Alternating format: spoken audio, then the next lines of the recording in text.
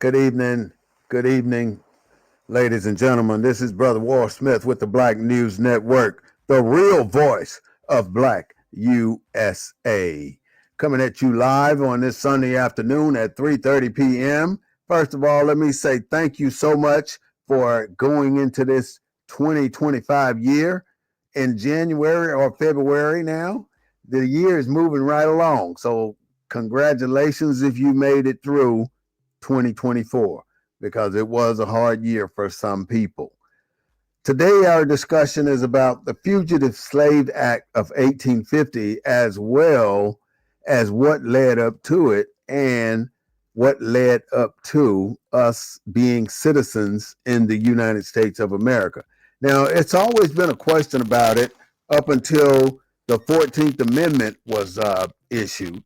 And that's the concern that my associate and I have today.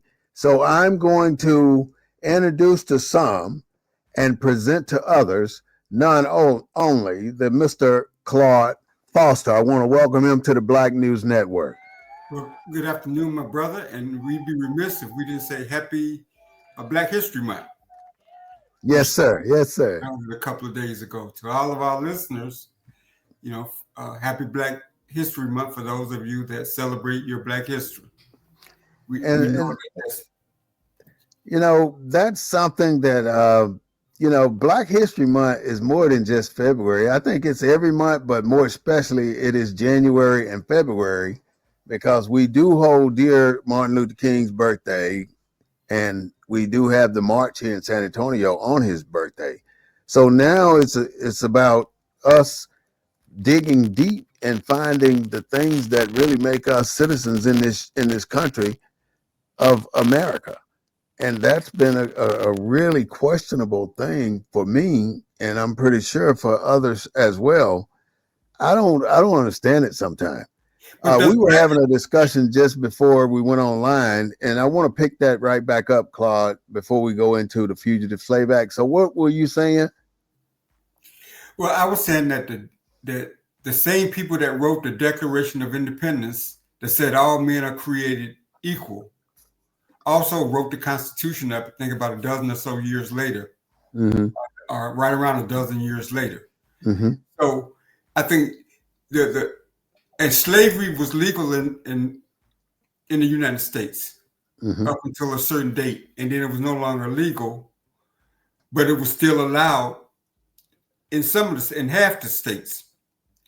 And so I think we have yet to determine what constitutes a citizen. Does the Declaration of Independence that says all men are created equal, is that the defining moment of citizenship for everyone? And if it was, why when they wrote the Constitution did they exclude us from the Constitution? They defined what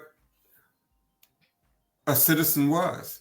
In my opinion, I mean, let's go back to the because date. Because the people that wrote the Declaration of Independence were slave owners. Yes. And so they were slave owners when they wrote the Declaration and said that all men are created equal. Right. So did they mean black folks too? No, they did not. They said all men. Yeah, yes, said all men, but they did not consider you and I as men. We were property. That is the big dilemma with citizenship. Now, what my discussion, what I thought is going to take us through property, us no longer being property and becoming people. And that is the situation. We've never been declared people. We've always been. Only declaration we've had in America is that we were absolutely property. That's now, it. These were religious men. They knew what a man is, and they know the difference between a man and so these were religious men.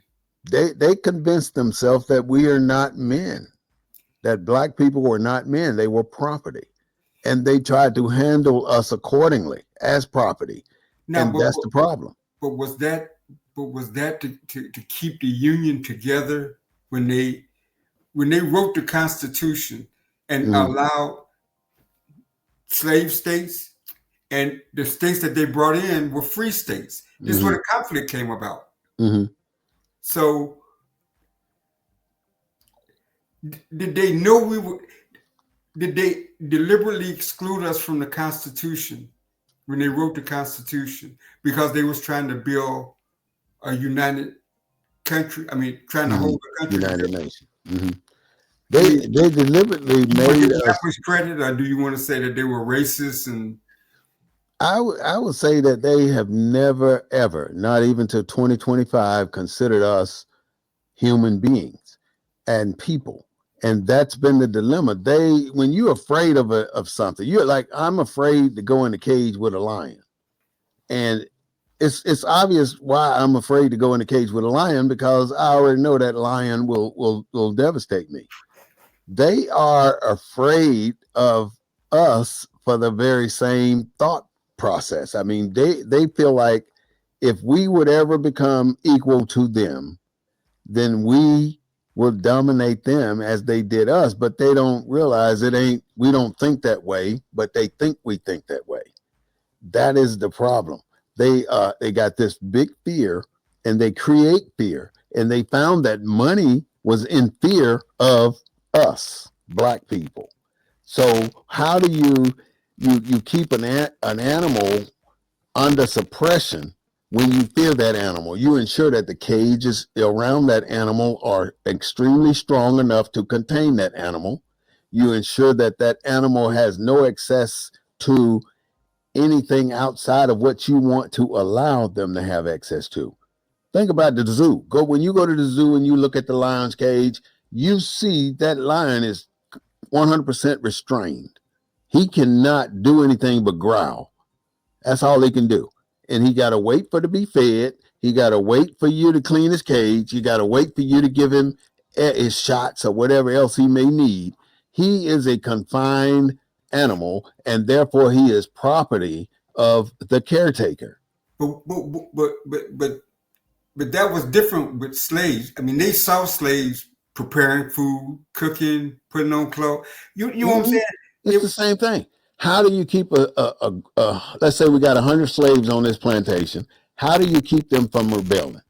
You keep them from rebelling by keeping them in such a destitute state that they can never muster enough strength, nor resources, nor mentality to take over the people who feed them.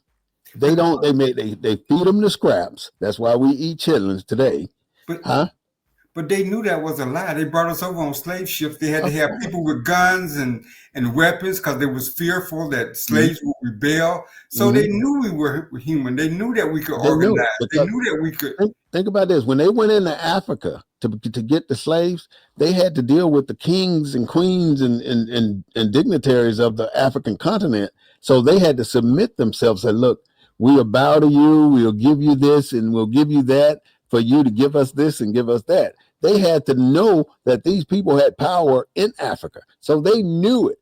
But the only way for them to become slaves here were two things. One, you had to make the people that you brought to America forget their ancestry, denounce their nationality, and become property of you. That's where Kunta Kinte and the part where Kunta Kinte had to be made to say his name was Toby. When he had to be made to do that, that's when you understood that they had to take that away from him, the Kunta Kinte part, before he could be a slave, before he could be a good slave. Otherwise, he would still be connected to his roots in Africa. And they couldn't have that. They couldn't let him mingle with the people that they've already conditioned in America to be slaves, where they've given them new names, they made them learn a new religion, and they've given them everything that they want them to have to keep them in a particular space. And that's by shortening their food. They didn't have enough food or energy to do anything outside of hit the field and do what the white man wanted them to do. They didn't have the clothes, they didn't have shoes. Every slave that ran away, more than likely ran away barefoot and with rags on. Even in the middle of winter, if they ran away, they didn't have anything.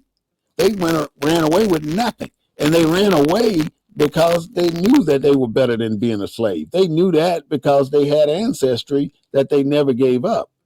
But Kunta Kinte is the epitome of that movie that solidified what happened here in America. How they took away our dignity and our heritage in order to make us property.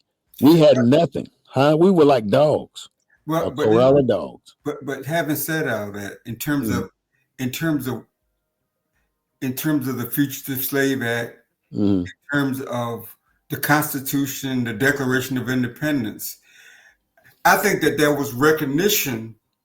I think those founders found a slick way, and you may not agree with this, to make sure that African Americans were eventually included in America. You know, as Eventually included. well, Well, they had slaves, right? The mm-hmm. founders. Mm-hmm. But yet they created a document that said all men are created equal, which laid the foundation for Lincoln's Emancipation positions that he Proclamation. had that led to Mm-hmm. the Civil War. Right. So when they said all men are created equal, you don't think that they saw blacks as men? No, absolutely not. What historically though, where do you come to that conclusion? Because the only way you take a person and take away their humanity is you reduce them to less than human, which they did with our ancestors. They made them property. And see, it's a strategy behind it. It's like if you get a dog, you can't turn a dog loose in the backyard and expect them to be obedient or to do what you tell them to do when you get in their presence. So you had to mold these people to be that way. They didn't just become dormant and afraid of the white man. But They had to make them fear the white man. brother, But you're so in knowledgeable. actuality, they feared the black man. But why did they refer to us as Oh, other persons in the Constitution then? A as person, a person is not an animal. They well, was in their referring mind, to people. we're not people in their eyes. But what's a person? Even today, you know, white people fear you, right? But what's a person? A person is a white person in No, accordance to how no. they In defined the it. Constitution, they referred to They non-white as only other referring to person. white. They don't care if you're Hispanic, black, Mexican, whatever. If you're not white, you are not considered a person. So in the This this Constitution, so in the this Constitution, so what Constitution is you're all for saying, white. It's you're saying, 100% white. but why would they need to refer to white people as other persons? When you got to give me that other persons where From you the referring to that Constitution, at? they refer to us as other persons. Where are you coming? Where is that coming from? That's in the Constitution. Okay, you got to reference it where it says other persons for me to understand it. But why? I mean, do you have it right? You have to look it up. I have to look it up. In the meantime, I can tell you that you mentioned the Declaration of Independence, which was the first official document. And they Correct. wrote the Declaration of Independence because they had to define who people were in America. And they had to define that slaves and black people were not considered people. That's the only way they could make this document and stand behind it. You can't say that all men are created equal and take a person that you got out there in the cotton field and put them next to a white person and say, yeah, they both are men. They would never do that. They knew if they'd ever given a black person the status that they have, that they would lose 100% hands down.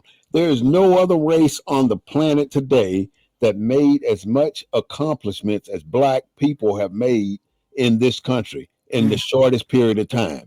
We've come farther than any other culture Right. in the world because everything that we've gathered has only been gathered over the course of 150 years. We didn't have a 500 a 700-year head start to get where we are now. We got here because of our tenacity, our ability to endure, and our ability to survive like cockroaches. I hate to keep referring to that, but you can't get rid of roaches when you damn sure can't get rid of us. So we are here to stay, and this is our country just as well as it is theirs. The only problem is they're the ones who are afraid to admit it, and they do it through legislation. because this legislation gives them the power to do what they need to do to control us. And they do it through citizenship. Look how citizenship is being used today. And that's why we're going to end up at the Fugitive Slave Act, because it's about citizenship and being captured by one of these popos out there capturing slaves up north and shipping them back down south to put them on a plantation. 3 people that have been put back in slavery because of the Fugitive Slave Act. And the worst part about the Fugitive Slave Act of 1850 is that the federal government endorsed it and promoted it. And if a slave catcher, a police officer, caught a person, whether they were slave or not, and tried to get them back, and the government of that state tried to deny it, the federal government would overrule that state and tell that state that guy got to go back to the South. I don't care if he's free or not. And it all comes to a head when you get to the Dred Scott case, that's going to be almost at the end of our show.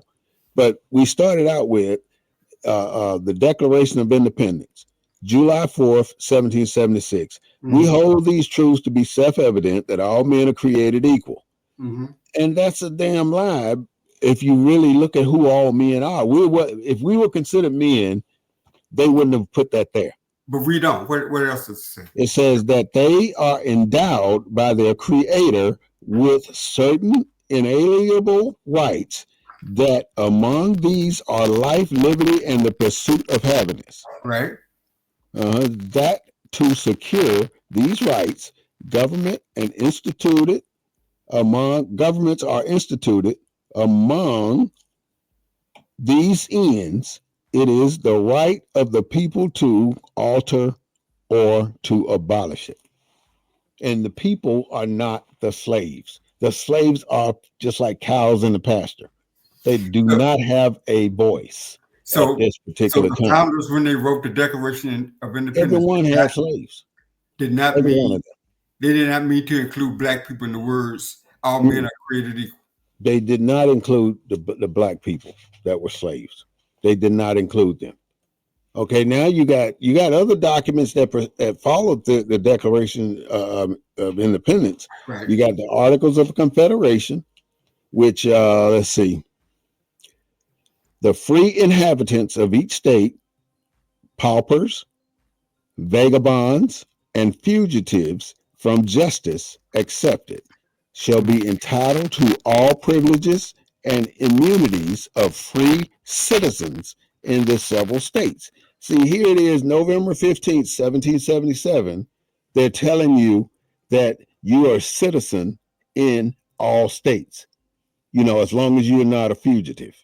You are a citizen in all states. So that is in the Articles of Confederation in November 15th, 1977. Not 1977, 1777. Okay, so when they said this right here, listen to this. This is in the Constitution. Okay. And I want you to tell me who they're talking about.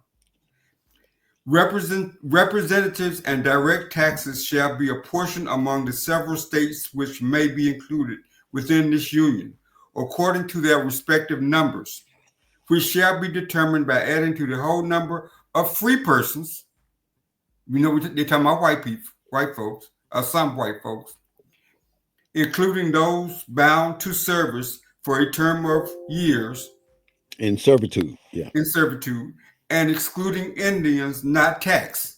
And then 3/5 of all other persons. Who are they referring to? Those all other persons were slaves. Okay, person. But you still only 3/5. Person. You got to look at the parameters. No, you're using person. Yeah, absolutely. I'm with you on that.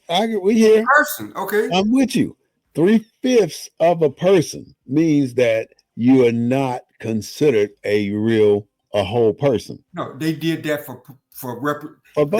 For counting, for numbers. They did that so that the slaves could count. The slaves wanted to count. And they were determining who would be senators and representatives. Right. The slave states wanted to count us as a whole people. Remember? But they didn't. That was the federal government. That was the people. The founders said, "No, you can't. We're not gonna. we're not going to give you that kind of power in the South, in those southern states.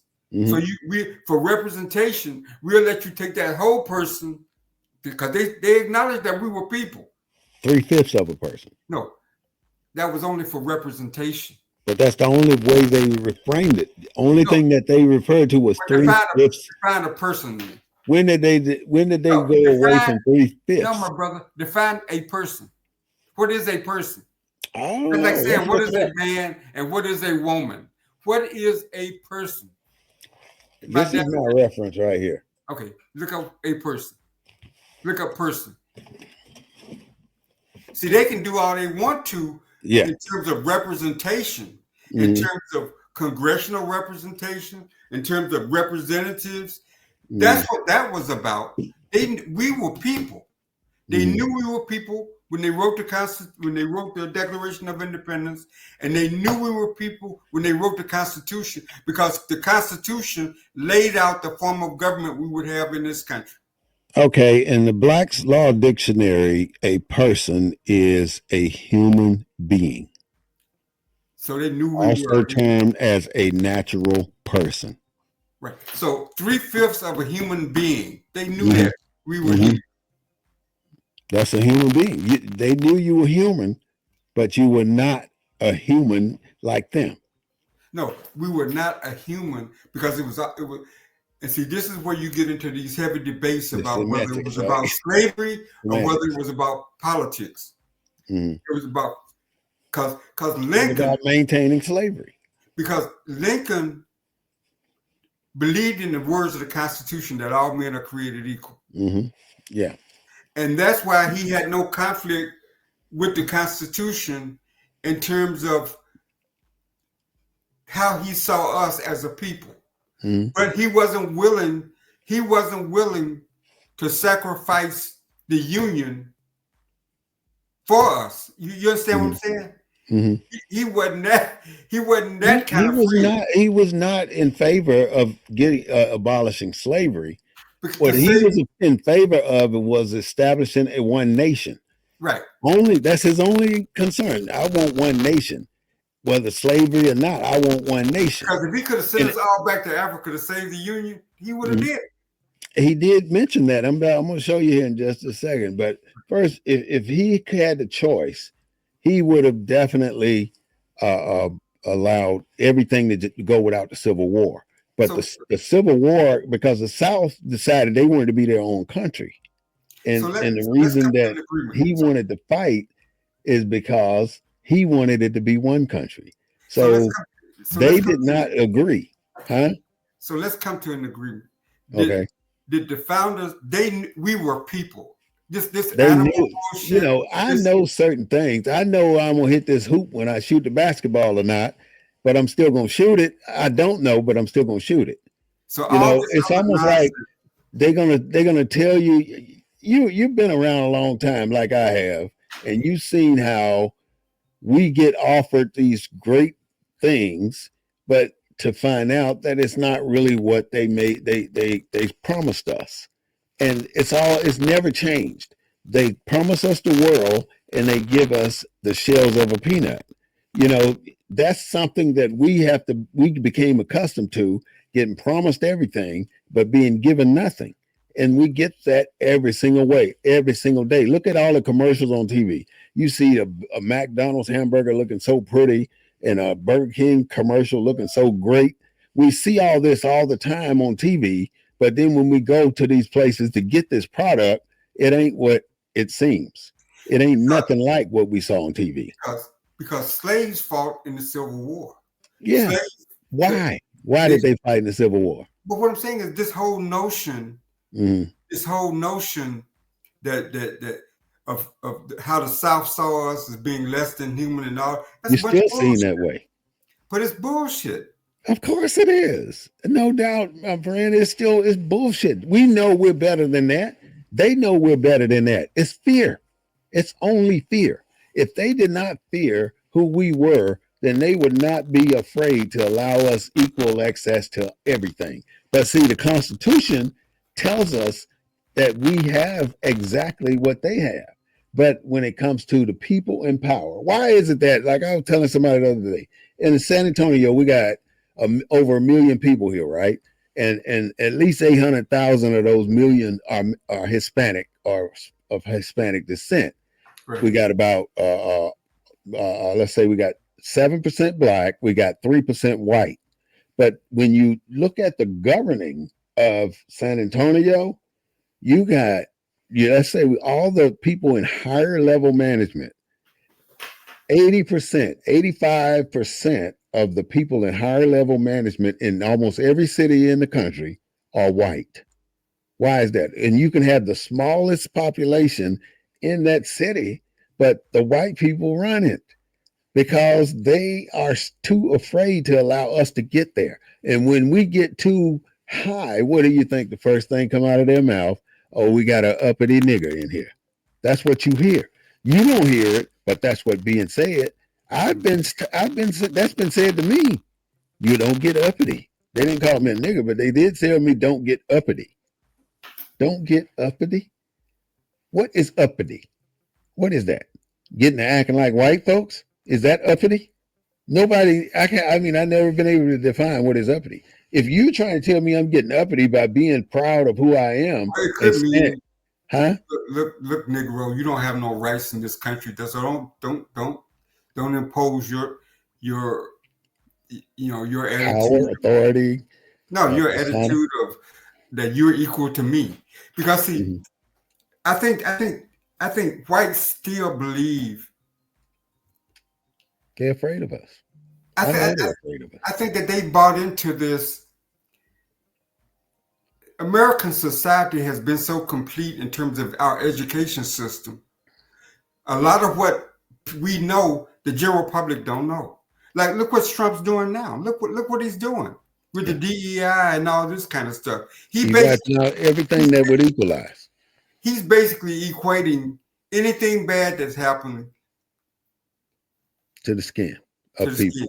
Now, you think it's a good thing. People think it's a good thing that he's deporting all these people, but eventually they're going to see because it's going to hit them right in the ass when all the prices of everything start going up, when all the shortages of everything start going up, because we don't have the group of people. We don't have the people that are willing. We have the people, but they're not willing to go pick no damn tomato. Let me ask you a question. It's not so much that he's deporting them. Do you think that our black leadership should be the ones defending them? No, that ain't their position to defend what's happening with Mexicans. It's their position to defend what's happening with blacks in their communities, our black leadership. But the fact of the matter is our black leadership are so damn bent on trying to act like they're in the middle. They're with the white and they're with the black and they're with the Mexicans, that they can't focus on a damn thing because they can't get shit done because they're never committed to a particular way. They're not committed. They're not committed to being black. So these politicians don't get in the office just being black. They have to cross over. So how much commitment does the commitment is sacrifice. Sacrifice of your character and your culture. So how much commitment does 14% of the population deserve? We're 14% of the American population. How much commitment do we I mean, how much commitment should we demand? I really couldn't tell you how much we should demand. I mean, the commitment is 100% anywhere on every single thing from everybody. I agree with what you said. I mean, when there are specific issues to black folks, you don't see a lot of other leadership, whether it's Asian or Hispanic or other leadership standing with the black leaders. Now they're part of a coalition. Nobody stands with the black leadership. And that's just the fact of life in America. We can never get too complacent where we can expect black leadership to support black people.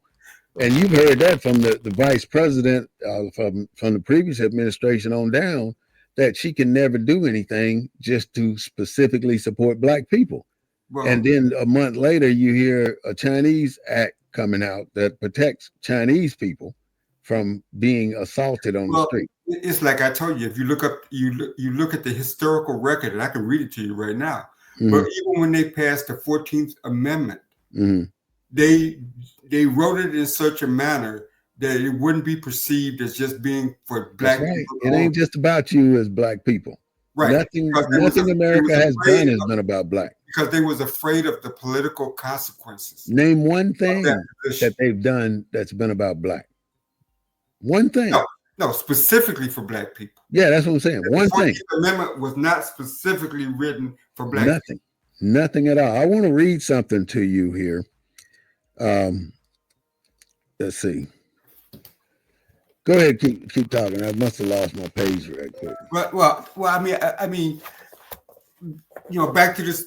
What is it about black people to where we can't demand 100% focus and attention? It's about your position in the country and your relationship with what you said. Yeah. Your relationship to them.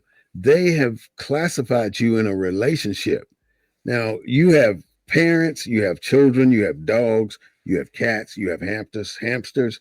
Everything has a relationship to the people.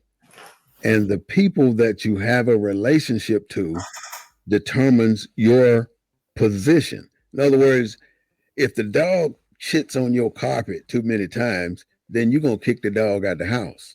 It's that simple. But you ain't gonna, if your child was like that, you ain't kicking them out the house. So it's about the relationship. Black people have never ever acceded to a position where your relationship outshines theirs. Mm-hmm. No matter where you fit in, even the 14th Amendment was not about us. The Martin Luther King effort started a movement, but at the end of that movement, it had nothing to do with black people.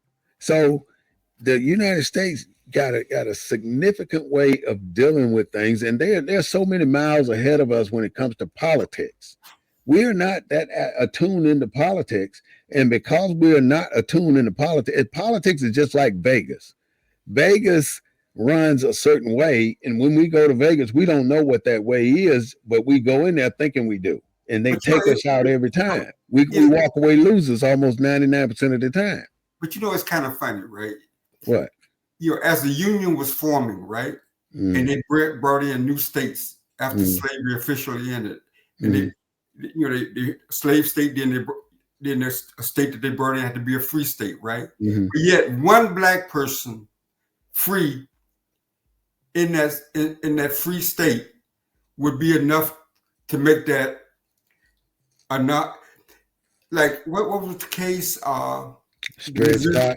No, the Missouri. Yeah, Dred Scott. That was one black person that went into a slave state. Was it a slave state or a free state? He went into a slave state. He left a free state and went to a slave state. And then he wanted to go back. And no, he wanted to be free in the slave state. That's what he wanted. Because he was free. When in the other state, yeah. So, and the thing is, do you know what the final word of that was? That it was two things. One is that there's no law that the black person that's written for a black person that has to be respected by a white person. That was one. And the second part is that the United States Supreme Court said that no black person can ever, or no person of African descent can ever be considered a citizen of the United States. Now, that's the key. That's what they said. Let me just read this to you. Let's see. It says, it's the Compensation Emancipation Proclamation of December 1, 1862. Now, this is before January 1, 1863. Every state wherein slavery now exists, which shall abolish the same therein at any time or times before the first day of January, which would be the actual emancipation thing, in the year of our Lord 1900 shall receive compensation from the United States as to follow, to wit, that they will pay a compensation to any slave owner who liberated slaves. That's what they're saying right here in the Compensation Emancipation Proclamation. Now, there were 4 Emancipation Proclamations, and this one is dated December 1, 1862. Now, what that means is that we are going to pay you to free your slaves. And by you doing that, it's going to help us. And all this was done in the midst of the Civil War. But in the midst of the Civil War, slaves were running. They were leaving these plantations while this was being offered to the plantation owners. But the plantation owners were so determined not to allow them to go that they were sending out these fugitive slave hunters, these beginning police officers, to go to the north and bring their slaves back. Right. And they were going up there capturing. They didn't give a damn who they caught, as long as they brought some slaves back. Like you see 12 Years a Slave, that movie came out. That was the epitome of what that was about. This man was a free man. It didn't matter whether it was John or James or Jim. Didn't matter. They're going to take you back. And so the Fugitive Slave Act was endorsed by the federal government saying, yeah, we're going to support you if you, but at the same time, they're saying we're going to pay you if you liberate slaves. But that was to hold the Union together, though, right? Say that again? Wasn't that part of the evolution of holding the Union together? It was the law to make everybody peaceful, but nobody was peaceful. They were still fighting. So as fast as a slave would leave the South and go to the North, they could join the Union Army and then fight against the South. And that's what was happening. And the South saw this. See, the South refused to give blacks an opportunity to fight until they saw blacks fighting with the Union Army. And then they said, damn, let's do this. So now they're saying, let's liberate these slaves and put them in our Confederate Army. And then we still can get paid for them at the same time. They were double dipping. And the United States was supposed to pay them a certain amount based on this compensation Emancipation Proclamation. Point me to a movie that shows slaves in Confederate uniforms fighting for the Confederacy. No, I can't. Not offhand, no. I can't do it. But it shows it's pictures out there. Huh? Why do you think that's so? I don't know. I'm sure there's something out there. I haven't given that a thought. I haven't given it a thought. But if I ask you to point to movie, tell me about movies where Union soldiers fighting for the Union Army in uniform, you could point to movies and stuff like that. Yeah, like that one with who is it? Morgan Freeman. Morgan Freeman, Denzel Washington. But you can't point to a movie that was produced for the South. I don't know one for the South. There might be one out there. Showing blacks in Confederate uniforms fighting for the South. Or did they allow them to wear uniforms? I don't know. I think they had to allow them to wear uniforms, just like they did in the North. If you were fighting for the South, you had to wear a uniform. Now, but what slave would do that? There was a whole bunch of slaves. There are people right now, black people today, that still honor the rebel flag. That's just the way it is. Because we're out here trying to empower black people with knowledge, we're bringing up some things that are hurtful to our culture about the black people fighting for the South. There are many thousands of black men who fought for the South. Now, the Fugitive Slave Act was not only about recapturing slaves, it was about citizenship.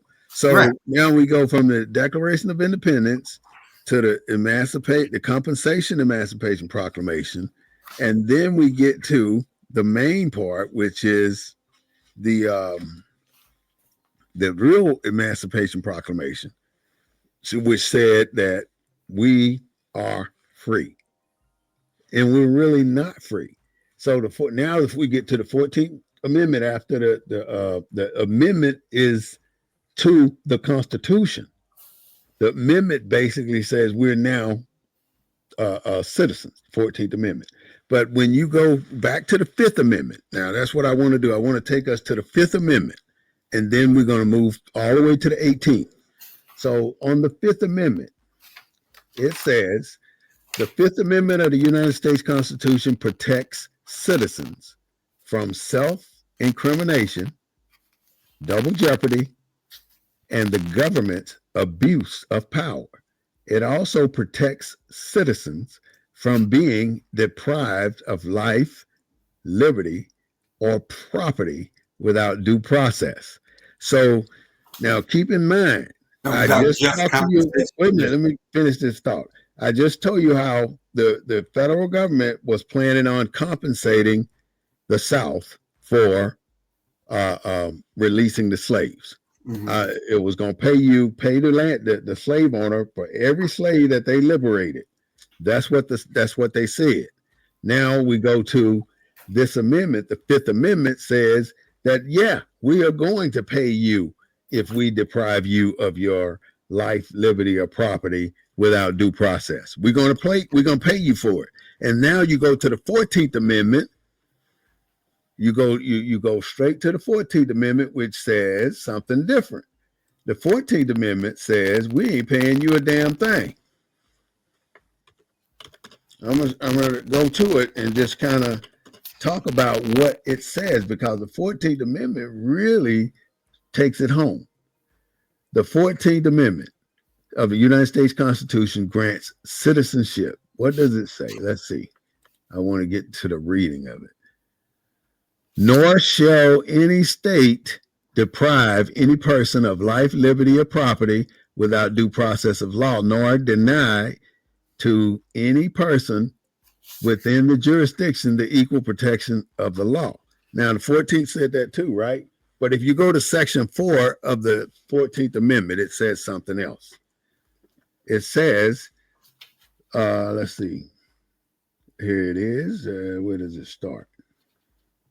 Okay, but neither United States nor any state shall assume or pay any debt or obligation incurred in aid of insurrection or rebellion against the United States, or any claim for the loss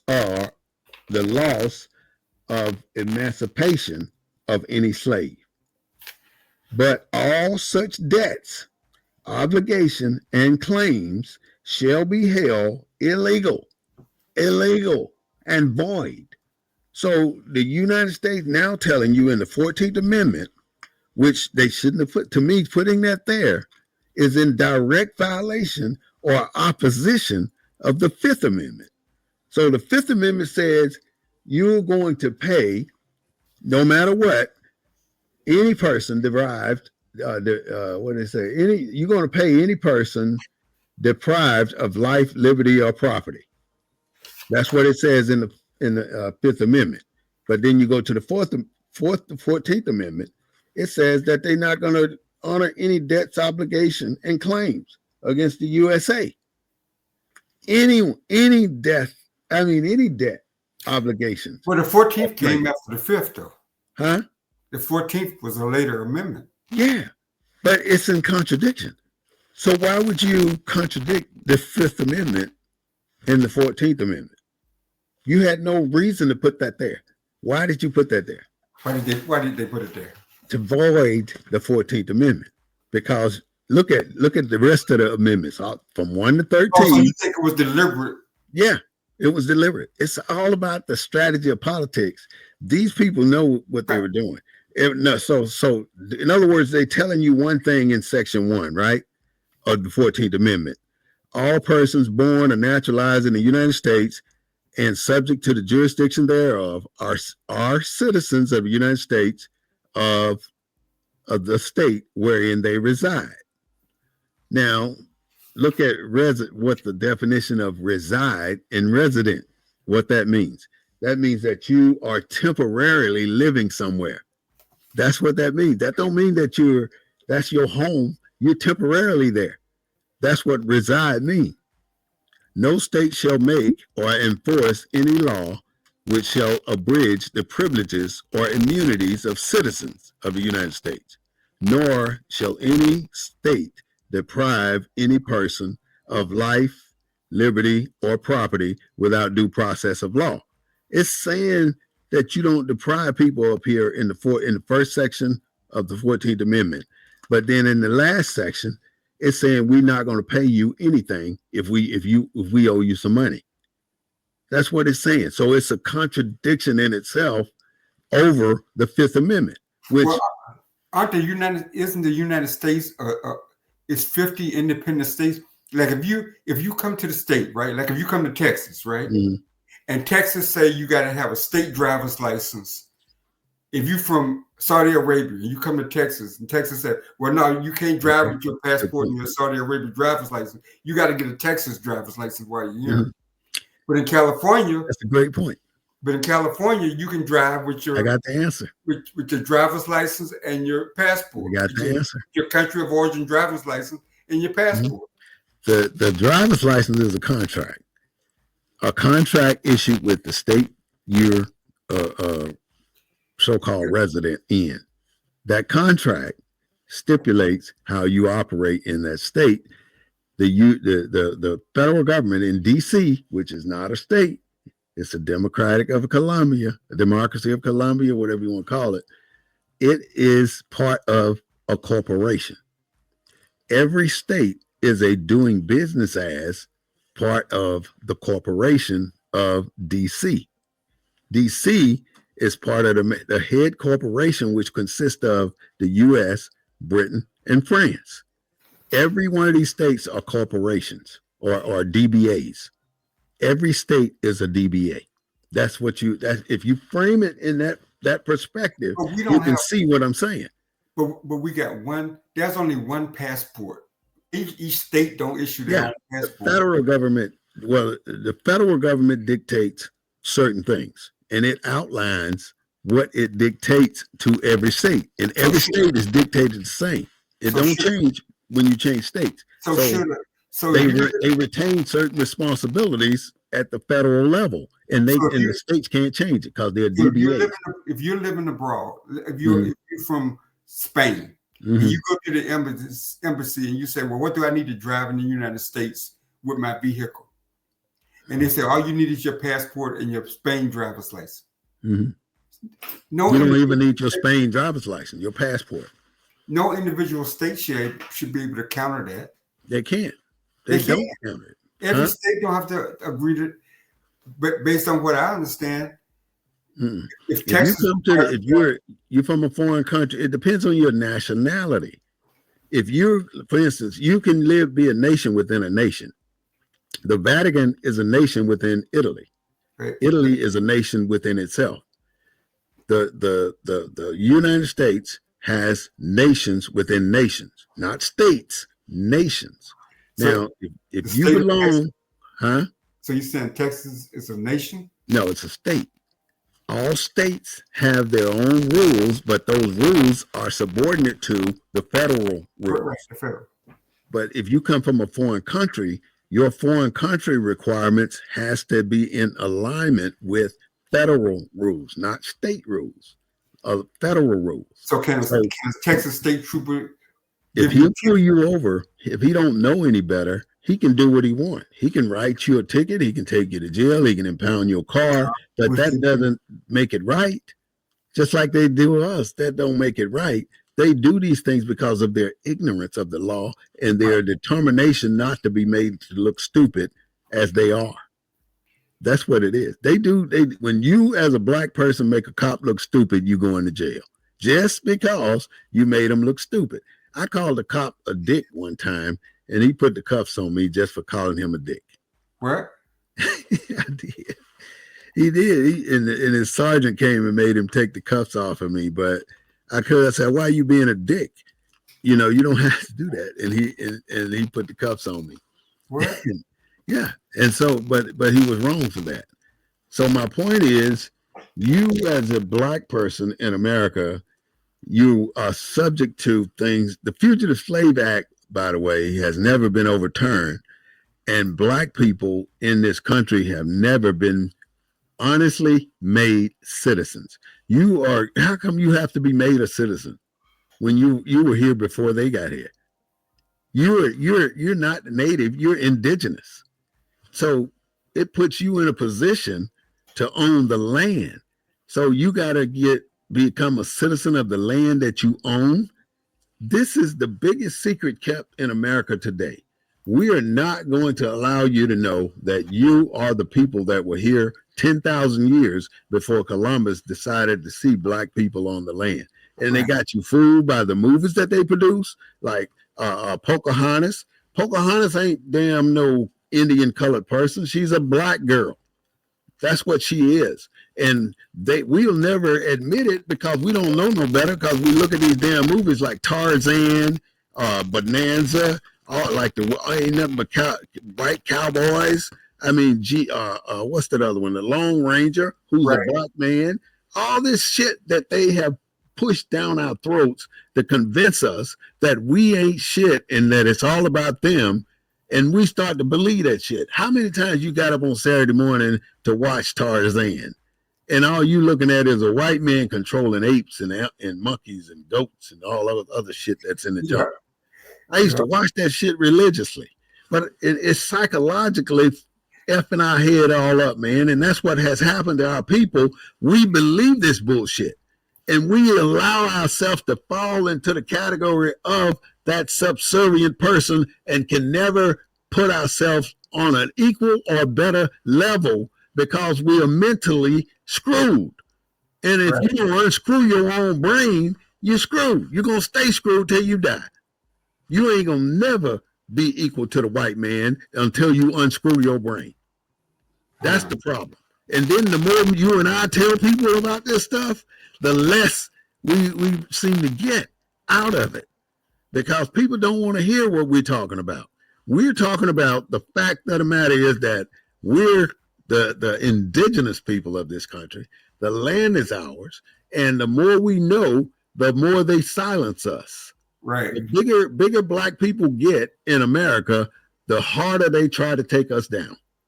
I don't care how, I mean, you can't get so high and you're afraid to get even higher because you said, damn, I don't want to get that promotion because I know them, they'll be at my ass, then I end up getting fired. Right. You don't want to get up there because they're going to be after you. I made E6 in the Army, and by virtue of being E6, I'm in charge of white folks.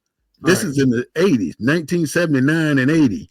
And it was still a racist ass military then, which it is now too. But then the white boys that had to work for me, they brought down the command on me as the boss.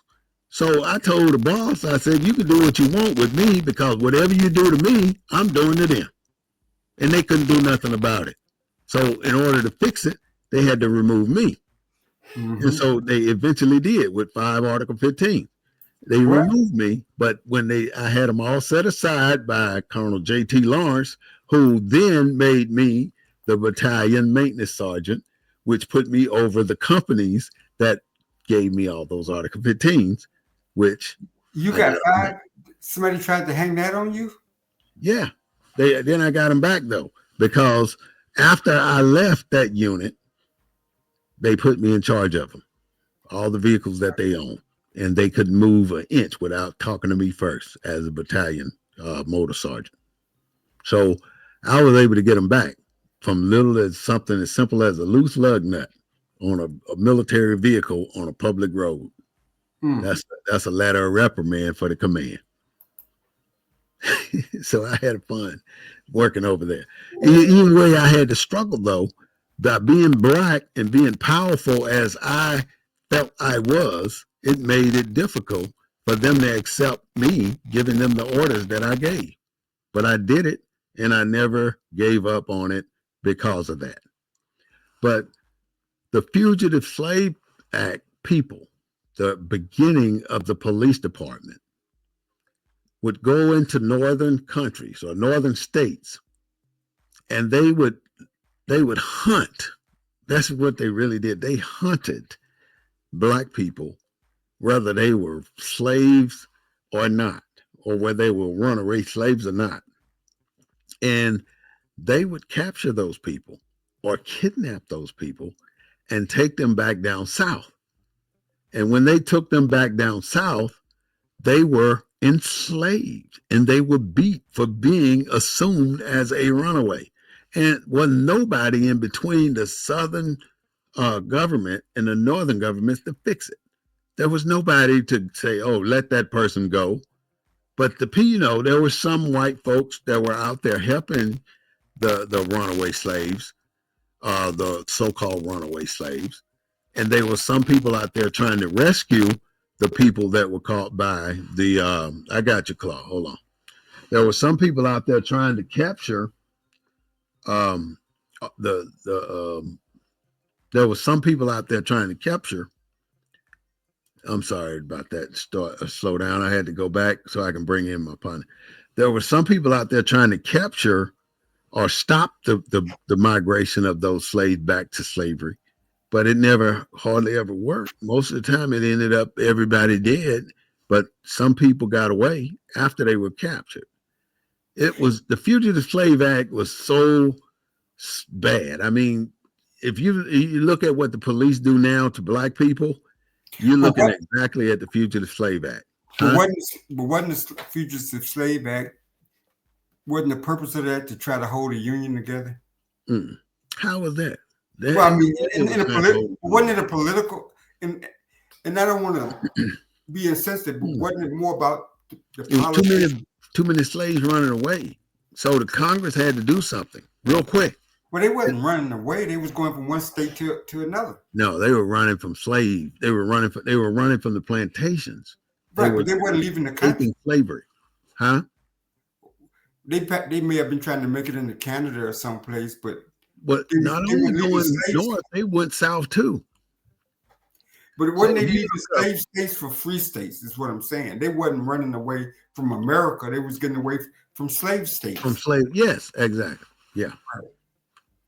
They were getting away from slave states, but the federal government gave them power to go back and get them from the runaway states, from the states that accepted them.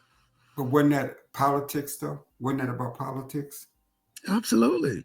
Everything had to be governmental legislated. The Fugitive Slave Act came from Congress, right? Federally endorsed. So why did they enact that act? If slavery was, because you had more people. The only person really wanted to use slavery as a tool was President Lincoln. Not even his vice president was on board with him. He wanted to help the purpose of them uniting as one country, and the southern states, the 13 southern states, wanted to be their own country because they wanted to continue with slavery, and the northern people had too many black free people in order to continue with slavery. So it was the only place you had all these black people in power were up north. You had so many people up north in political positions, and they used those legislations to change the way they govern. But the southern states are the ones who ran the federal government per se. Everybody sided with them to get what they wanted against Lincoln.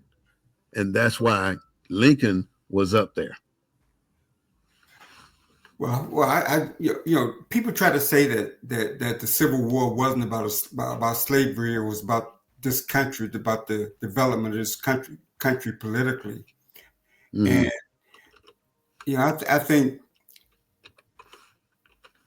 I think a little bit of both is true. I think it was about slavery, but I think it was also about the Union. Do you agree?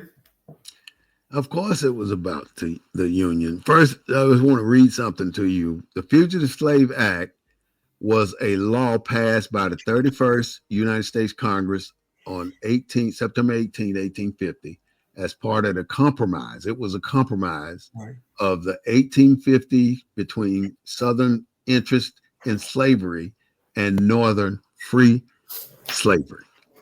Northern free people, not slavery.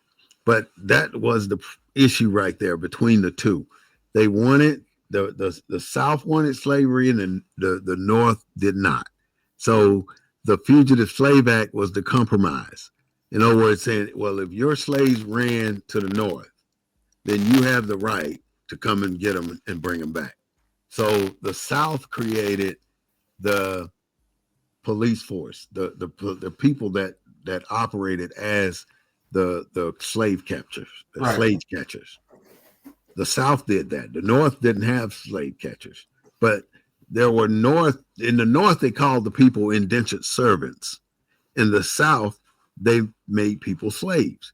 Now, what did the emancipation do when it was implemented? I can almost tell you in a nutshell. Now, indentured servants was a different class. That wasn't slaves. That's just tomato, because they were the same as slaves in the North, but they were called different things.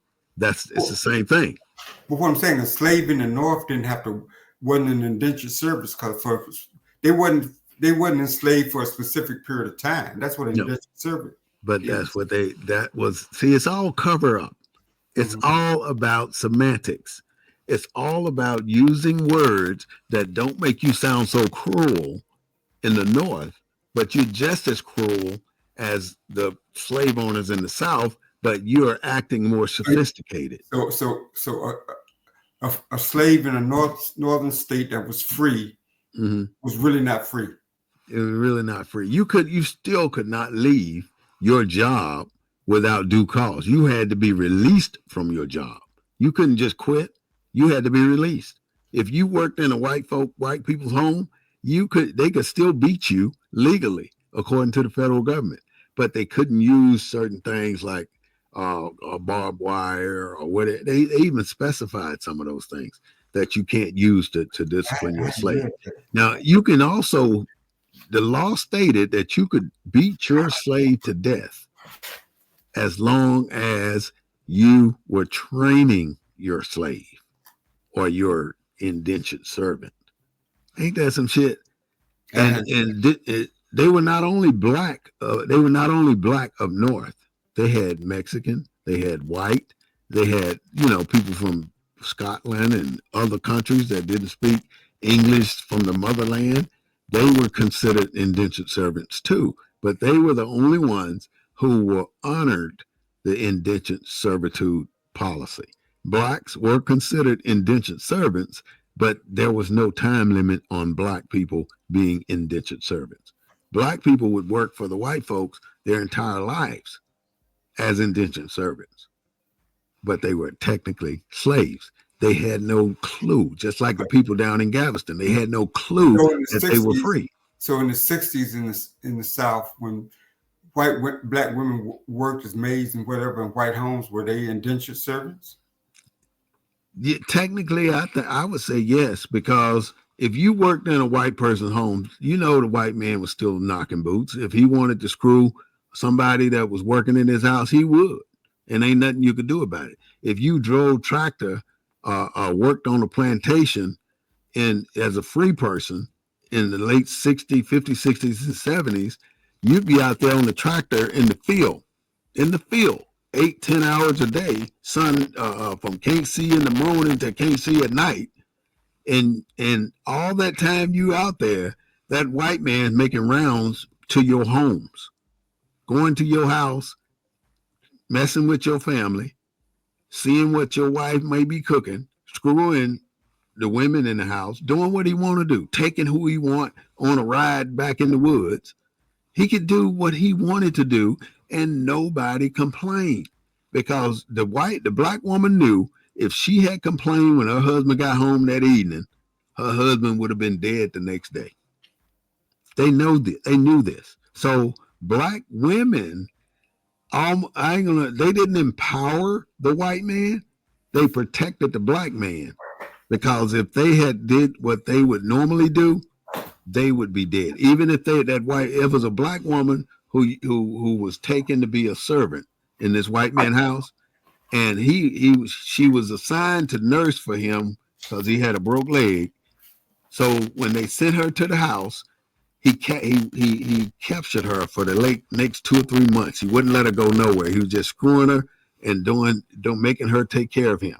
So the son of that man with the broke leg beat the black woman up because he said the black woman was messing with his daddy. Leave my daddy alone. So he beat up the black woman. They couldn't do nothing about it. When she got out of the hospital, they made her come right back to that man's house to be his concubine or servant or whatever they called them. This time, he was trying to rape her, and he had a gun on his waist. She took the gun, and they wrestled over the gun, and he ended up getting shot in the head. Now, here it is. This woman is defending herself from being raped by this man and family who had been abusing her for years. And she went to court over this, and she went to the death penalty. She got the death penalty behind it. So they killed her because she tried to defend herself from a white man raping her. What kind of shit is that? That was in the 40s, I believe. I'm not exactly sure, but it was in the 19th century. It was late, the 20th century. So just back to the Fugitive Slave Act, it never changed. This law is still on the books. It's still on the books. And then you want to get to Dred Scott, right? Which you mentioned a few minutes ago. I thought laws like that were superseded. How you gonna supersede the law? How you gonna do that? The Constitution, the 13th, 14th, and 15th Amendments. It don't abolish laws. All those laws. It don't abolish laws on the books. It doesn't. You have to take in each individual law. Laws are not enforceable.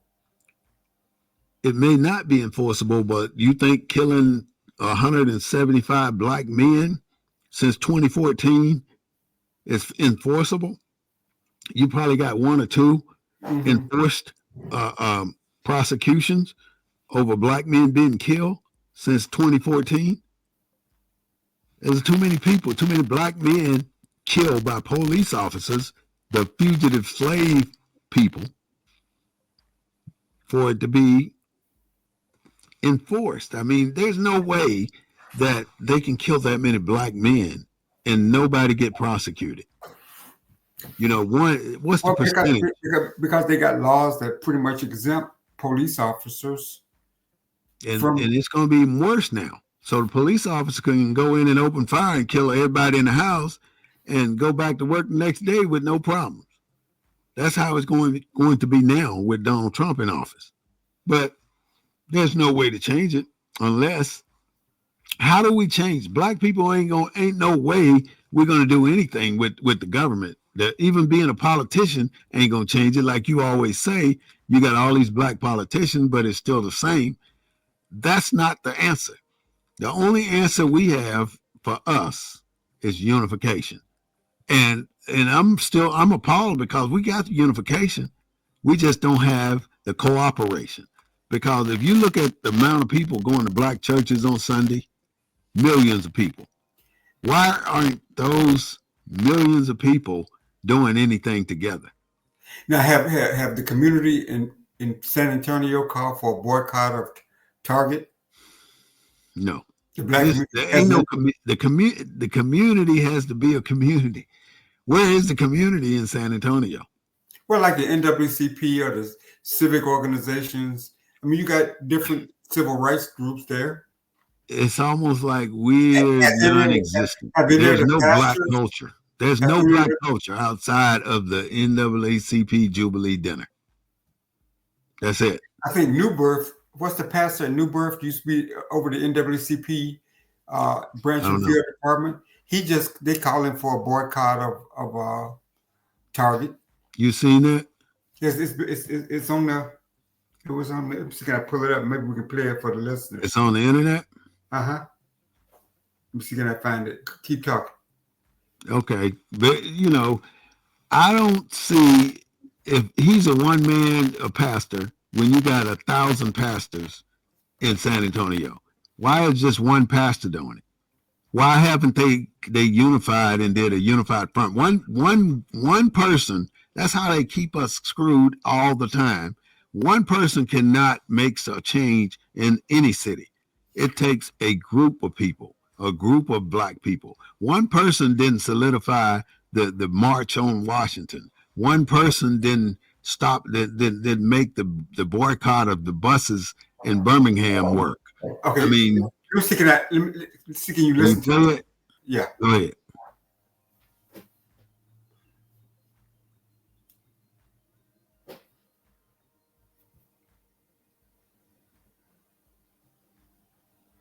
We're waiting to hear one of the pastors out of San Antonio talk about Target and how we should boycott. If you don't know, Target has removed the 31 black vendors from their inventory list. They're no longer buying anything from the black vendors, basically. And they're selling out. Everything's in Target that's black owned is being marked down, and now they're removing it from the store.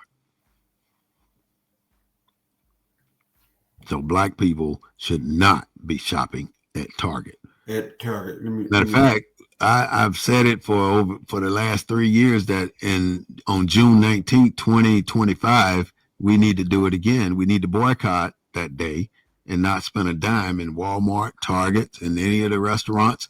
Everything should be self-sustained. If it ain't a black business, we don't spend our dollars. That's where we should be. You got to start somewhere, and we got to unify somewhere. So unifying our dollars is the only thing that these people understand is when they can't get no money from us, because our money is what keeps this. Connecting them to the actual listing agent. Our money is what keeps this culture thriving. Yeah. It's not in our pockets. It's going in theirs.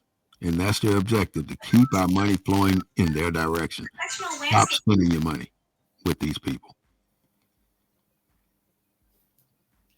You want to have an impact on America? Keep your money in your pocket. I mean, we're making them. As a church, you may be seated.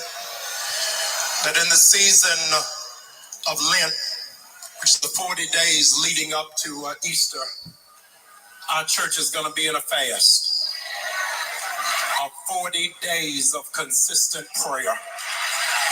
Come on, I can't hear nobody. I said 40 days. Consistent prayer. Lent starts on Wednesday, March the 5th. And for 40 consecutive days, our church will be in prayer.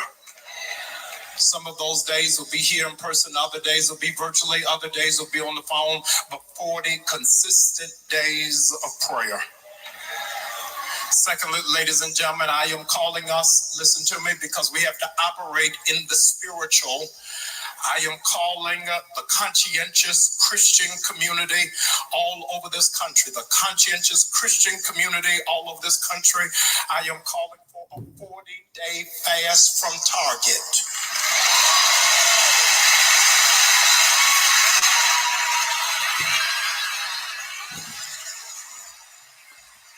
Beginning on March the 5th. 100,000 conscientious Christians. You don't have to be black, Latino, Asian, white, 100,000. You're going to sign this commitment to be a part of this 40-day fast. 100,000 of you, bare minimal. I'm asking you that after service, you'll go to targetfast.org.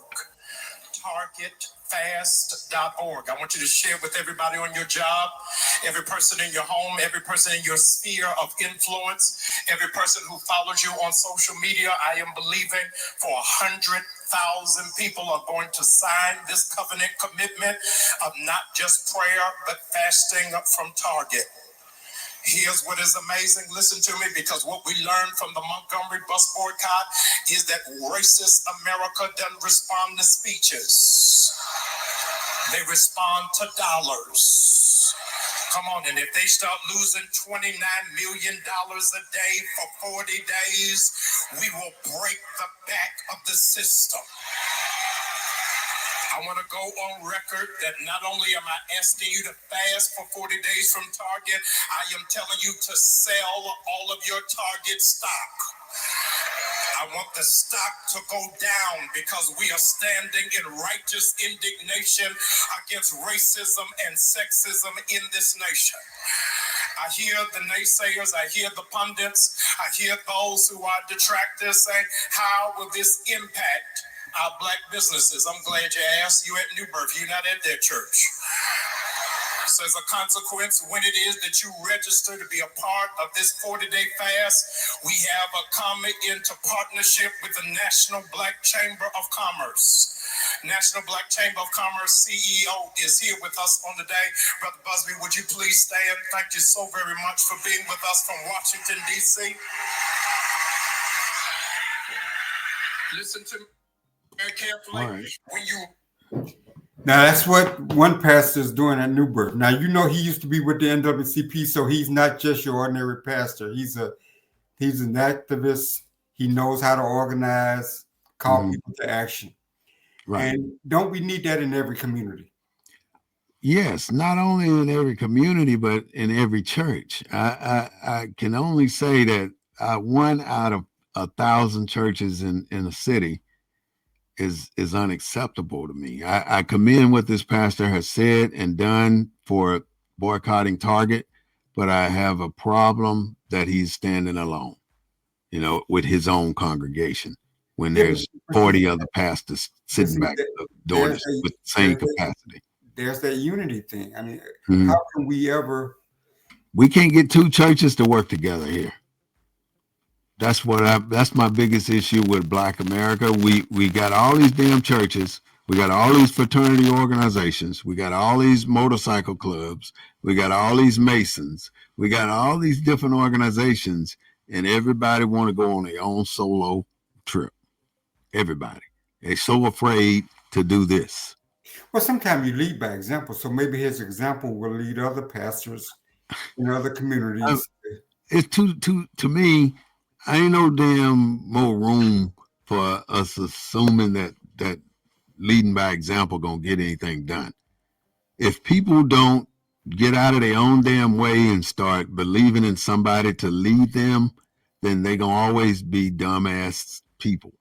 And where we are in most cases, like it's unacceptable to me that we have all these big ass churches, all these powerful leaders in the fraternities, for us to still be trying to figure out how we gonna do something against white folks. And I'm just being straight up, against white government. I'll put it like that. Against white government, not white folks, because we do have some very nice white folks out there. I don't want that to be misconstrued. I want us to understand that we as Black people, if we don't ever start unifying and collaborating and having more than one mofo standing up talking shit all damn day, then we got a problem. We can't get two groups to come together half the damn time unless it's a party. But do you think you can keep the middle class out of Target? No. I remember a boycott when I was a child. I remember a boycott. They were boycotting this white liquor store for some reason. I was a kid. I don't even know why. But Black people still insisted on going into that store, and they were getting their ass beat after they came out. The people that were boycotting it would take the liquor and break it and do everything they could to stop Black folks from going in there. But Black, I ain't playing that shit, drunk as hell. I'm going to get me some liquor. You can't. It seems like shit don't even work. No matter what we do, we got people that's going to tell it on us. More slaves got caught because Black people told it on them than white people catching them. The only way that the Black people got caught was because Black people helped the white people catch them. Now, how long did the Fugitive Slave Law stay in force? It's still up until the Civil War. It's still it just faded away. It ain't never been rescinded. That's what I was saying earlier in the show, that this thing has never been rescinded in America. It's so many laws still on the books that are still relevant. Civil War. That was so you're saying it's never been revoked, right? This here Fugitive Slave Act 1850 is still on the books. You can go back now and call the laws of any state or any county or any city, and you will find laws against Black people still on the books. Course, yeah. Still on the books, especially where you grew up, because y'all had it bad down there with white people not accepting Black people with money. I mean, there's one story I was reading about in the 1619 Project. It talked about a man who was so smart. He had a farm and he leased his land to the white man that lived next door, and the white man moved his property line 25 acres or 25 yards across his property line onto the black man's land. And then he went downtown and told the police that the black man was crossing his line onto his land. And then he was standing there and dare the black man to come on his own 25 feet of land or he'd kill him. And the police came to the black man's house the next day and arrested him for trespassing. But it's funny. You're right, because the Supreme Court just ruled that Mississippi's disenfranchisement laws were valid, could stay on the books. I mean, felony franchise. Yeah. It don't change. They refused to hear the case. Then this man, that he was this black man, so he said, I'm gonna do this. I'm not gonna lease to white folks anymore. I'm just gonna sell my land and I'm gonna lease if I want to do farming. So he started a trucking company, and he in Alabama or Georgia, one of them states. Could have been my grandmother. She had a trucking company. And they killed him though. They killed him in front of his own kids. They shot it. They shot him 5 times with a revolver. And then one white man shot him in the back with a shotgun as he lay dead already, dying.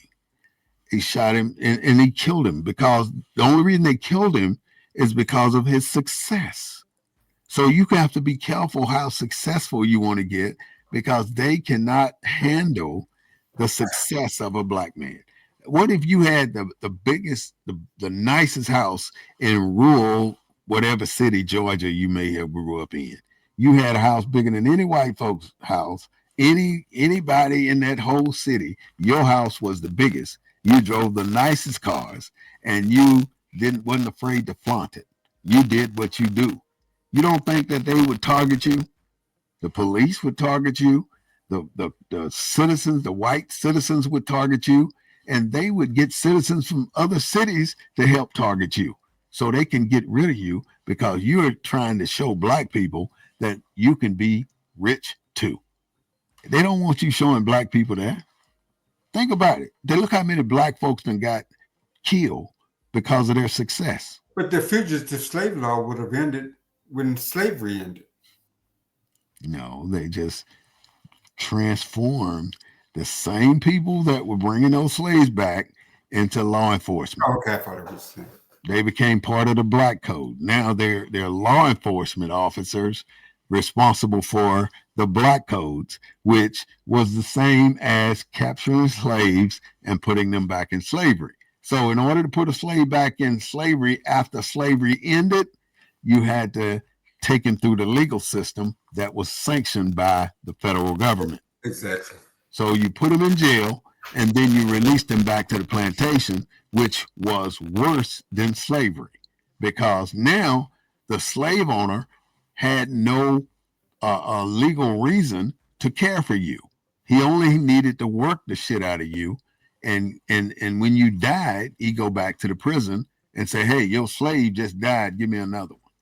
And the prison system had to give him another one.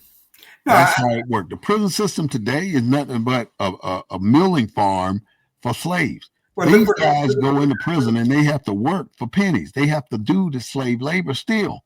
Look where most prisons in the South, especially Alabama, Georgia, Mississippi, most of the prisons are on plantations, on former plantations. Yep. And right now, think about what the prisoners do. They go to work every day. Now, I can see working in the cafeteria, feeding your fellow prisoners, doing the laundry room. That's not the majority of them. But then you go make furniture for schools. You go make furniture for state governments. Every state can contract with the prison to get all this stuff done, and you're paying pennies on a dollar to the individual doing the work. But the contractor who contracted with the state are becoming millionaires, if not already, on the revenue that they're getting from the state.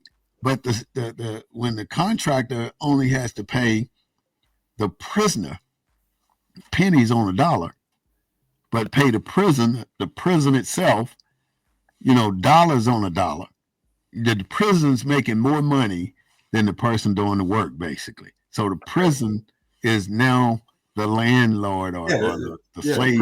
Making pennies a day, yeah. Yeah, well, and who makes a person work for 20 cents on a dollar, 20 cents an hour? Why would you work for 20 cents an hour? You're in prison, you got to work for 20 cents an hour. You don't want to work. But if you don't want to work, they don't want to feed you. Or they don't want to allow you to use the laundry. You got to do something. If you ain't working, they don't want you to do a lot of the things that you're authorized to do. You should be authorized to do. So you run into situations. Every step of the way, this race right here, y'all color people, y'all getting screwed in America. So everything need to be scrutinized. And unity is the only way we're going to stop it. If we don't unify, we're not going to stop it. And I don't understand why we find it so difficult to put our heads together and start changing things. And until we do, as long as they keep us separate, they got it made. Right now, they got it made. We got this bullshit organization called the NAACP. We got all these bullshit organizations that are not making a damn difference. If we're the same as we were 25 years ago, what's the difference? What's the purpose? Who makes the difference for us? No damn body. We ain't got nobody out here. Not a single group, not a single entity striving and driving for us. Look at the damn Holocaust. They had that shit all over TV all last week. Yeah, and we got this is why did the Holocaust come up during Martin Luther King or doing our shit? They took the whole damn week and reported on that, but what about our shit? What other thing do they want to report here in San Antonio other than the damn wreath laying ceremony, which is a waste? You got this little midget ass statue down here. Boy, I can get on my soapbox down here in San Antonio that we go pay homage to every damn year, and it don't mean shit. The statue is disrespectful to me because it's not it's not representative of what Martin Luther King, even though I'm pissed off at him too, represents. He led us down this turn the other cheek route, which screwed us to this day. He led us down this integration of school, which screwed us to this day. We're dumber now than we were back in the 50s. We're way dumber. I mean, some of us have become millionaires and rich and successful nowadays, but still, the majority of our people are worse off now than they were back then. And it's about to get worse with Trump's tariffs on Canada and Mexico. Most of our shit come from Canada and Mexico, and we just keep going through the motions. Every day we get up in the morning, we get dressed, we go to work. We earn our money, we go to lunch. We finish lunch, we go back to work. We earn our money, we go to Target. Mm-hmm. We get off work, we go to Target. We come out of Target, we go to Walmart, or we go to some other restaurant, Cracker Barrel, that don't want to see us up in there. Yeah, then we go home and we cook our kids a meal, and sometimes we so damn poor because we're trying to live on a certain level. We feed our kids ramen noodles for dinner because we can't afford a decent meal, and we're eating pork that's HMO modified, chicken that's HMO, what they call GMO modified. All these things that are killing us. Everything we consume is basically killing us or sending us to the grave. So you better be careful about what you eat nowadays. And everything you eat out, you're eating on these dirty ass utensils. I mean, they give you some forks and knives and spoons that somebody else just had that could have had AIDS or herpes or whatever else, and you putting that same shit in your mouth. You better ask for plasticware on every restaurant and a to-go cup on every drink you get. And don't buy no more of that damn sweet tea because they're pouring 5 gallons of sugar in that damn sweet tea, or 5 pounds of sugar in the sweet tea. And you got to quit, brothers and sisters. You got to quit sooner or later of falling into this bullshit persona of success. You know, everybody here in San Antonio think going to Papados is successful. Just because you can eat in there, you successful now. It's bullshit. Fuck Papados. I don't mean to go there, but forget about Papados. You know, that ain't no, I mean, you can do the same thing in your kitchen. Well, let me ask you, got the, is there a black Papados type where black people, middle class black people will go to and say, like going to Papados? I hate to make the comparisons to something. Yeah, it's good though. Why would I invite you to Papados when I can invite you to my house and make you the blackened catfish and rice, Cajun rice, right on my stove? But what's the missing ingredient versus going to your house versus going to Papados? There is no missing ingredient. The missing ingredient is you want to go spend money at Papados. You want to be seen. That's what the missing ingredient is. If you come to my house, can't nobody see you there eating this big expensive meal. That's the only missing ingredient. We want to be accessible to the same thing they are accessible to, and we want them to know that we can do the same thing they can do, which is detrimental to us. We're trying to show them something that's screwing us, and that's what they want us to do. Keep showing me, brother. Show me that you can eat in these restaurants. Then I may have respect for you. Show me that you can drive a big fancy car. Then I might have respect for you. But the moment you park that car in the wrong place, I'm going to tow your ass, and you're going to end up in jail because of it, or end up with a fine. I'm going to charge you. Show me that you can pay the fine that I'm finna levy on your ass. But you're going to get the fine. So it's a persona. It's what you want other people to perceive. I want people to receive that I don't give a F about them. I care about me and mine. And I'm black, and I am, what they say, they unapologetically black. But I don't care what they think. And that's what our problem is. We care too much about what somebody else think about where we are and what we say. And I don't give a flying F about it. They can think what they want about me. I drive a damn 2009 Kia Spectra with a stick in the floor. And I don't care. They can think what they want to think. But that's what I like to drive. Well, you know, that's my wealth. Do we hold all these truths that all men are created equal? Do we hold those truths as black people? We do. We hold it. We know ain't nobody better than us. We know that we are the original people. Why don't we act like it? Why don't we carry out? Because we've been beat down into such a submission that we can't get out of our own damn way of being less than. We are our own. We have to prove something. We don't have to prove shit. Quit trying to prove who the hell you are. You're already there. And the moment you go in front of them, you want to change the way you talk. You want to change the way you dress, change the way you walk, and laugh the way they laugh. That's the problem. We cannot make ourselves better trying to make them think we want them to accept us. I don't give a shit if they accept me or not. And I mean, if you're on a job, if you ain't doing some of these things, you're going to get fired. You're the last to get hired and the first to get fired because of that. So keep in mind that you should have at least 3 streams of income, because when you went there, you were looking for a job. And when you leave there, you might be looking for another one. So don't ever get past that. I'm always going to be looking. Never get complacent with these people, because the moment you get complacent is the moment they're going to let your ass go. That's what's happening here. And so many of us have walked the stratification level up the job, from the damn warehouse worker to the damn garbage taker, from the janitor all the way to the superintendent. And the moment you hit the superintendent level, or the potential to be the superintendent, they let your ass go. You can retire in 20 years, but the moment you get 19 and a half years, they fire you. Because they don't want to take care of your ass after you retire. But let a white person do the same. A white person can come into a job with no damn education. You got a damn master's degree, but they pay them more because they're white. But you don't seem to mind. That'll make my damn hair stand up on the back of my neck and me want to hurt somebody because it's wrong.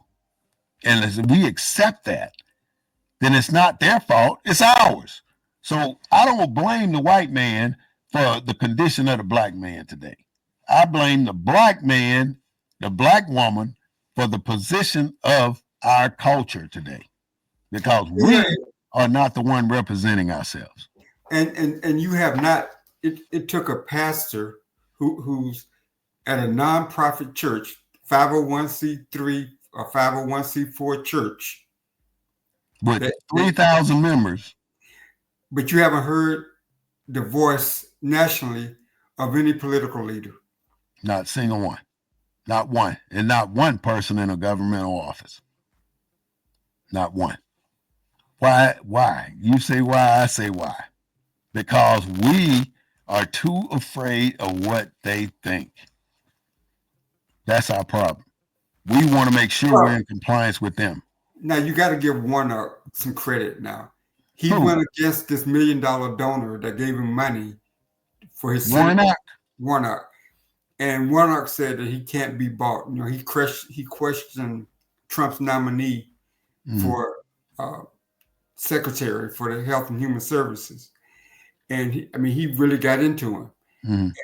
This donor who gave millions of dollars to his campaign said that she regretted it and she wasn't going to support him anymore. And he basically said he couldn't be bought. Well, yeah, because he done already got the money. Right. Why would that? Hey, I don't need no more of your shit. I'm where I need to be. Keep your damn money now. That's what it boils down to. It. Look at everyone that he's nominated so far got the worst records ever. Ever. You know, you never seen people with such low morals and standards being put in most high places. Especially this guy that's going to be over management and budget or whatever that office is. And look at the Department of Defense. That doesn't make sense. But that's who's in charge. And they're in charge of the entire military, not just the damn one branch. Everybody, every nuclear weapon we might have. Trump been in office. He's been messing with minorities, been messing with black folks, been messing with women, been messing with the LGBTQ community. You ain't heard shit about Russia. He said he was going to end the war in Ukraine. And it's still going. He talked shit to get in the office, and them Ukrainians are everywhere. I was that plane that crashed in Philadelphia. They interviewed a person on the street. It was a Ukrainian. He thought it was a bomb. All right, we've been on a minute, almost an hour and a half. But you see how America can absorb, how our communities can absorb so many people. Yeah, it's easy for them, and they get benefits. America, and they get benefits. How's he living? So why not export them? Are they citizens? The Ukrainians, the 200,000 that they brought here, are they citizens now? No, but they white. But why ain't they being put on a plane, sent back to Ukraine? No, they're not. Yeah, those 200,000 every year. This is what's happening. See, some people don't know. So you're saying that they're replacing the United States? You're saying that they need to make room for for white people. That's what he's saying. You know, every year the Department of Immigrations go down the list and they say, all right, we got room for 1,000 Italians, 5,000 Scottish, 25,000 Germans, 4,000 or 5,000 Ukrainians. You know, they go down the list and they say, these are the visas we issuing this year. And everybody gets visas, but then they got room for 300 Africans. You know what I'm saying? That's how they do it. So you think this immigration thing is to help facilitate that? I mean, it's only so much to go around. Make room. I think it's to move people out and to make people not want to be a part of this country other than white folks. It's all about being white. If you're white, come to America. If you're non-white, don't come here. That's what it's about. And it's short of saying that to everybody on the planet. if you're not white, don't come to America. We only want white people here. They want us to be gone so bad, but they can't get rid of us. We're like I said, we're like roaches. Well, I just think I just think in some ways you can't convince me that since the first census of black folks to now, to the latest census, our percentage of the population hadn't changed. That's by design, right? That's control. You have to control that. We know that they're controlling it, but all these things are coming to light now that we're not paying attention to in America. And by us paying attention now, we're becoming too smart to be in America. That's why they're saying black folks need to leave too. And we're subject to deportation as well, because we are becoming too smart on their tactics, on how they keep us controlled, how they keep the percentage of black people in America the same for year after year. So the Fugitive Slave Act assisted in returning black people back to slavery in the South. Now, the president, the Department of Justice, our federal government all aided in this endeavor. So now it is time for us to change the way America is seeing black people. And the only way we're going to do that is unify. But with that, Brother Claude, give me your closing thoughts on the Fugitive Slave Act of 1850. And after that, I'm going to go ahead and take you out and thank you for being here. And then I'm going to close out the Black News Network. But go ahead. Well, another week where we've had an interesting subject, and a subject that you just don't get in academia, at least on a regular basis. Right. We live in a country that says all men are created equal, but we know that that's just not true. And whether we're looking at the fugitive slave law or any of its predecessors, we're still not there yet. And I just think it's important that our listeners understand that there's a lot out there that they need to know. And we try to bring it to them on this show.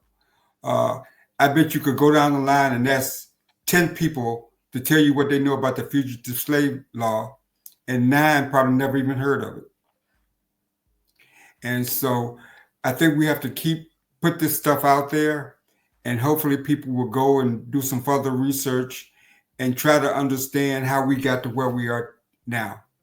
So I look forward to continuing discussions about this and other important topics that I think will help to empower our people and move us to that next level of being an American citizens, where we all are endowed with certain inalienable rights of life, liberty, and the pursuit of happiness. And we're just not there yet, brother.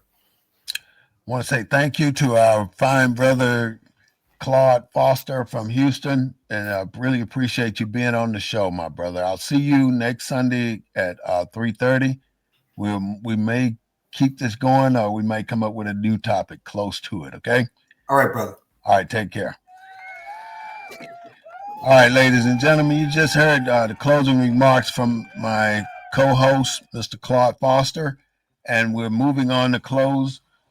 If we don't face reality about what's happening here in America, we're going to really find ourselves doing the same thing 25 years from now that we're doing today. The Fugitive Slave Act of 1850 put the fear of God in our people who had escaped slavery and migrated north. There were not many people up there to defend a black person after they had been captured by these so-called law enforcement agencies. These people would beat people, kill people, maim people, and return them to the South for a profit. They were getting paid to bring a slave back to the plantation, even after they had been there for a while. You could have been gone for years from slavery. And if they saw you and thought you were a potential target, they could take you back to the South and put you back in slavery. And there was not very much you could do about it. The Fugitive Slave Act of 1850 is still valid. And it's only evolved to a point where they are now deporting people back to other countries. It's almost the exact same replica. And the federal government has empowered agencies, complete agencies that what do they call them? ICE, which I am, what is that? Somebody may be able to tell me later. But the ICE walks around, and if you don't have papers, the correct paper, what's different than Nazi Germany?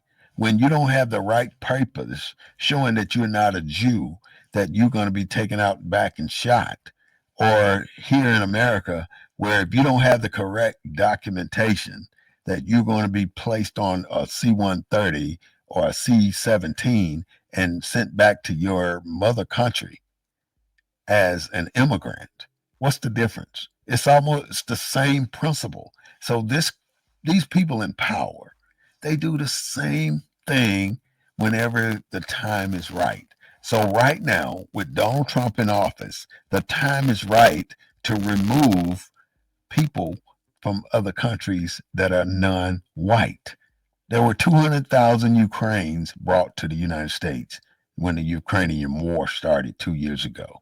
So what you're telling me is those 200,000 people are now citizens of the United States, but why are there not an aircraft full of them being sent back to Ukraine? Because they want more white people in this country and less people that are non-white in this country. So you start with the Mexicans. And then what bothers me the most is you have Mexicans condoning what's happening here in Washington with their fellow Hispanic people. You got to be stupid to be doing that. That's like the same black people that sold out all of the people who were caught by the fugitive slave police, which are the same thing as ICE. This is the Black News Network, the real voice of Black USA. I am Brother War Smith-Bey, and this is from the desk of the emissary, the War Report.